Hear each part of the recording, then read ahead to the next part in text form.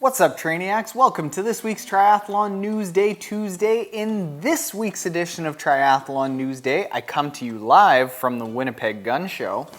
Ironman Kona, the World Championship, gets a new name, and Ironman continues to gobble up races in a race for world domination in triathlon. They're winning.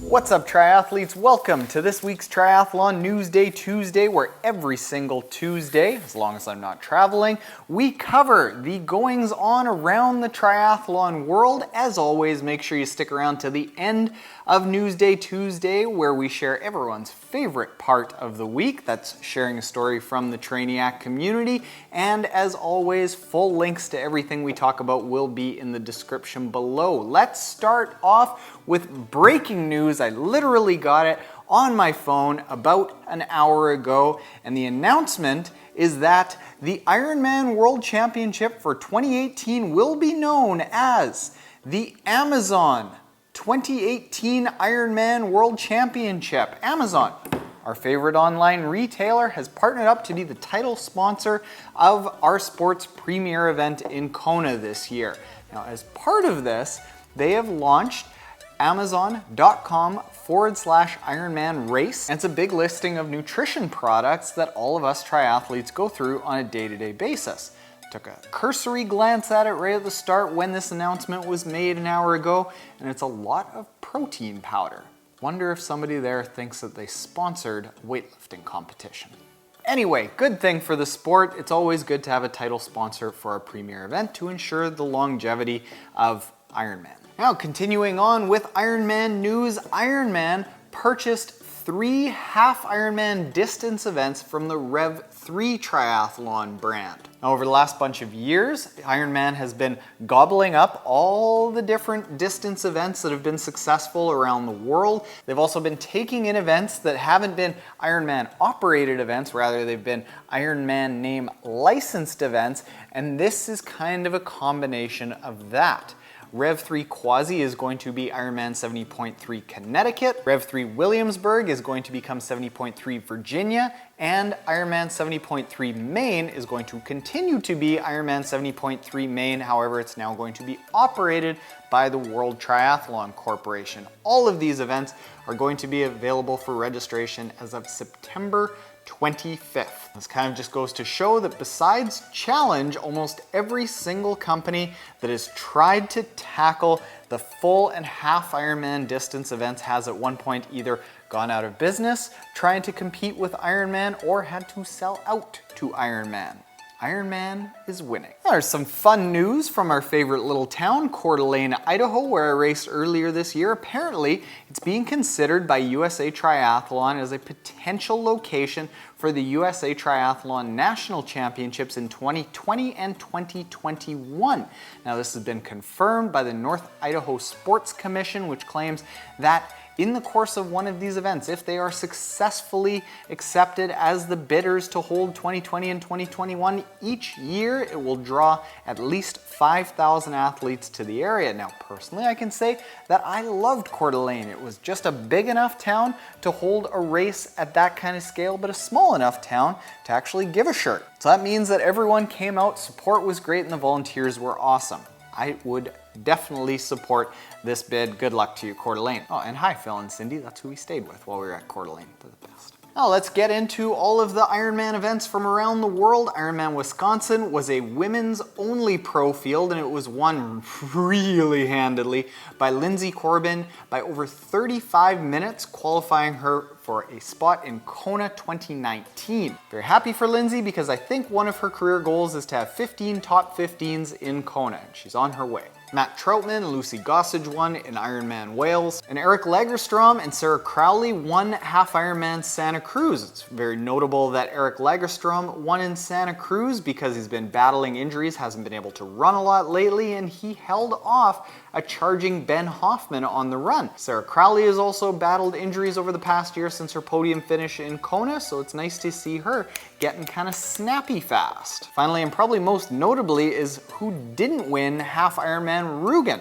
Congratulations to Florian Angert and Laura Philipp who won, but the fact of the matter is that kind of a bigger statement was made when Patrick Lange, the defending champion from Kona, didn't win. He was 2.5 minutes behind Angert's winning time, and he was more than 7 minutes behind his winning time in Rügen last year. So is this saying that Patrick Lange is not going to be the dominant force that he was on the run course or really anywhere in Kona when we see people like Lionel Sanders being incredibly fit, Jan Frodeno dropping it like it's hot at Half Ironman Worlds?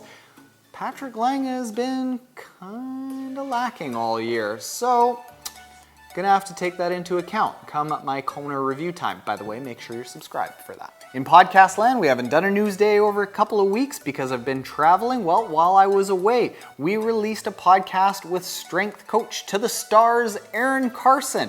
We also just released my race review, how my race went at Half Ironman Worlds. And while we were at Worlds, we released the entire uncut version of the Pro Press Conference. Go check it out. And while we were at Half Ironman Worlds, we recorded 3 excellent podcast interviews that will be coming up this month. Lucy Charles, Emma Pallant, the second place finisher in the 2017 Half Ironman Worlds, and Ben Canute, the male Half Ironman runner-up from 2017 Worlds. Now finally, everyone's favorite part of Triathlon News Day Tuesday, a story from the trainiac community, and today's story comes from Josh Tucker, who says, I am an 18-year-old student in Scotland and just started in triathlon. I'd always wanted to try a triathlon, and I figured I should just sign up and stop procrastinating. So I signed up to do the Ironman 70.3 in Edinburgh. I ended up volunteering in Kenya for 3 months leading up to the race. And I'm not gonna lie, my fitness was terrible.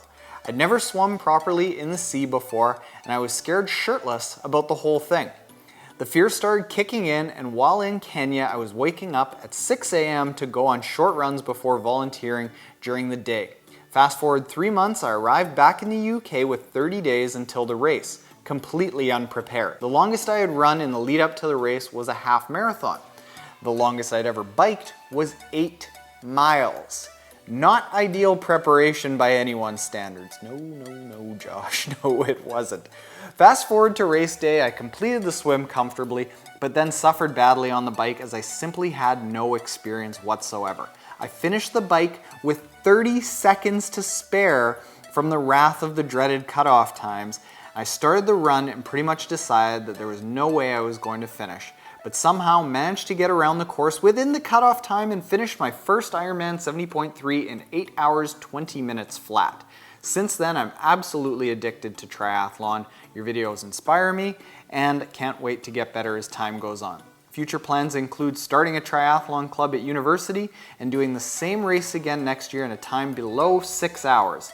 Since that first race, I've learned to drop kick fears and work harder every day. Keep up the amazing work, and thanks for everything. Keep up your amazing work, Josh. Now, this might be a little bit surprising to some people who think that this is a strange story for me to share because I don't recommend people jump right into Ironman long course racing because people can have a bad experience when they're out there on the course like Josh did. But why I wanted to share this is because I'm pumped for Josh. The thing that I worry about is when people come into the sport, have a bad experience that might boot ski them out of the sport, but that's clearly not the case. Josh is hooked. He's giving back to the triathlon community, starting a tri club at his local university, and he is dedicating himself to getting as fast as he can. So, congratulations to you. Thank you for sharing your story, and please, we are, I think, 4 stories away from not having any Triathlon News Day Tuesday Trainiac stories. So, top us back up. Email me at Taryn@triathlontaryn.com. Share your story, whatever it may be, and it'll be here in Triathlon News Day. If you aren't yet subscribed and you like these news days, hit the subscribe button below. And if you are subscribed, you are to me like I'm sure that finish line was to Josh at 8 hours and 20 minutes. Later, Trainiacs.